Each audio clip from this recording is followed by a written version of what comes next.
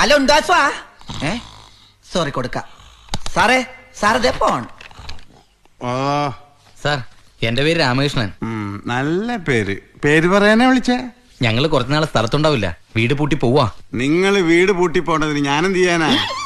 വീട് പൂട്ടി പോകുമ്പോ സ്റ്റേഷനെ വിളിച്ചറിയിക്കണം എന്നുള്ള പരസ്യം കാണാറുണ്ട്, അതുകൊണ്ട് വിളിച്ചാ. ഓ അങ്ങനെ.